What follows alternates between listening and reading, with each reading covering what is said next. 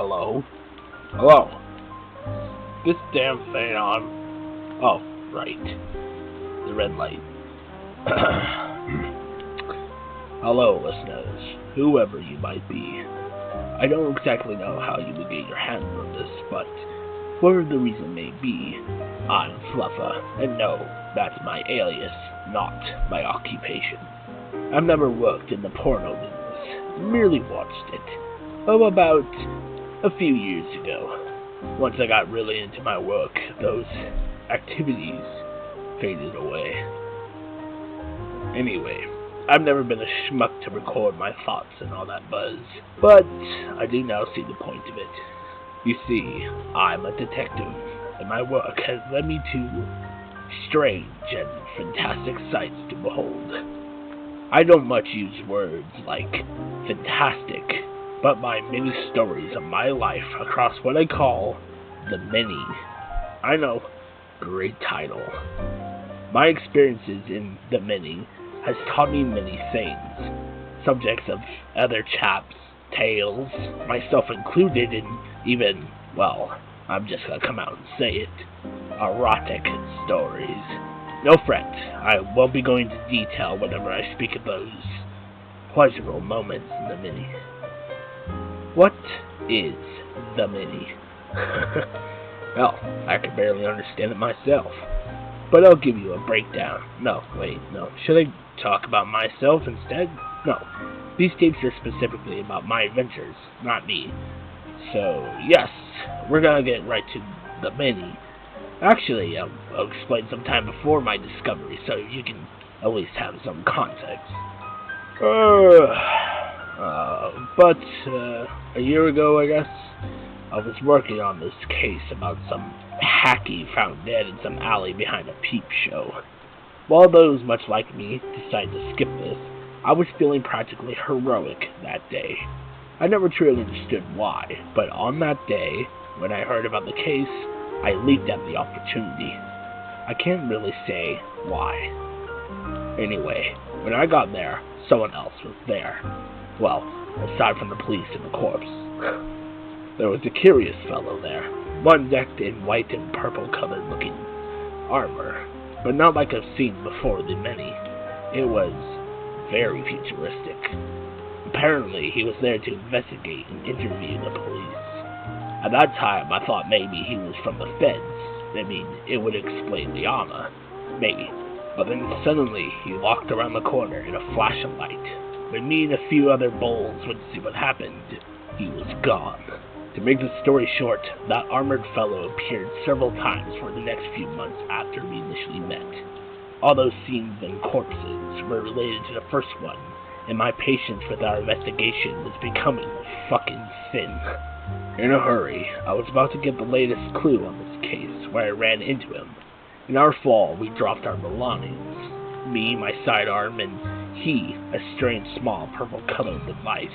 We quickly recovered our belongings, and before I could shoot him, he raised this device and shot to a nearby wall, making a bright circle of green and teal. That asshole quickly jumped through. Seeing this and determined to catch him and understand all this, I followed suit. What I could not have foreseen was the sudden, may I say distorted feeling in my soul that was the other side.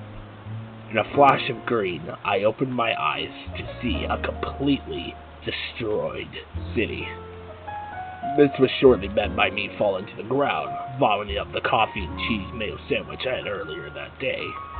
When I recovered, I noticed that stranger had disappeared from my sight.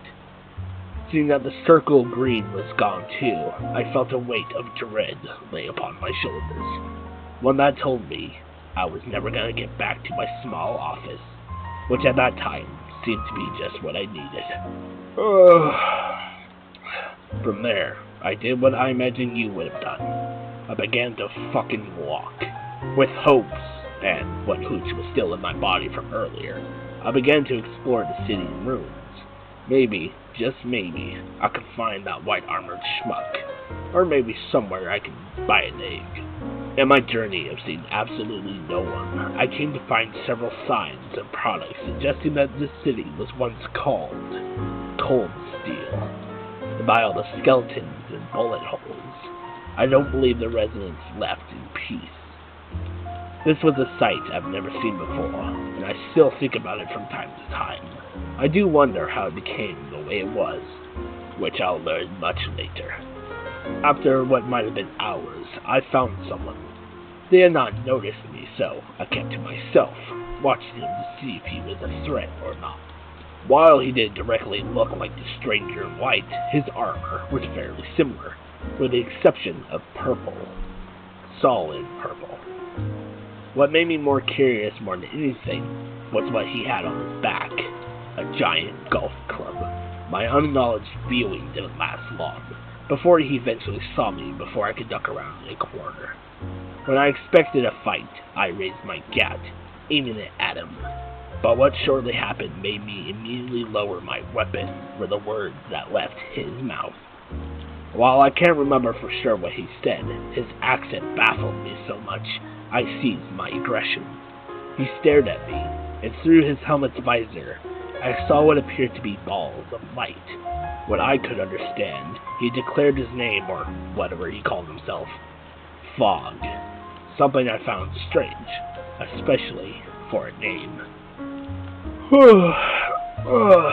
Man, I should have gone to sleep before I did this. I'll keep that in mind the next time I do this again. Let's get back to the story. He went on to say that he was ready to talk to me, implying that he knew I'd been watching him for a while. I asked him how he knew, or if he was just bullshitting, but Fogg informed me that I was not silent at all, and even had several glimpses of me beforehand. I thought I was fairly well with my stealth. Well, that was one peg off my ego. Anyway, he went on to say how he's a traveling vendor, and how I could buy something from him. I think, again, he's hard to understand. To cut to the point, I told him that I was lost, and I needed a way back home. Then he proceeds to name a list of things that could help. Maps, compasses, dornium, whatever that is, a couple of sticks, directions to a river, and whatever else I could understand him.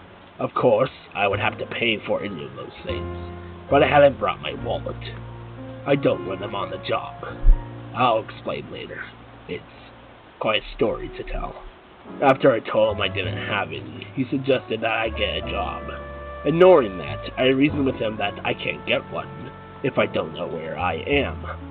Fogg stood there silently for a bit, before finally deciding to bring me to the nearest civilization, one that was in ruins, much like Cold Steel. Yeah, sorry chaps, but I think that's it for me tonight. I gotta get some sleep. I have a case to work on tomorrow. I'll make sure to continue the origins of my travels of the Mini. Hell, I might even tell you what happened to Cold Steel. Fogg was telling me all about it. He used to live there before it fell to some cult. Again, I'll get to that in the next one. Man, I hope I ain't wasting my time with these. How do I stop this? Is it this? No. No. Oh. How about this?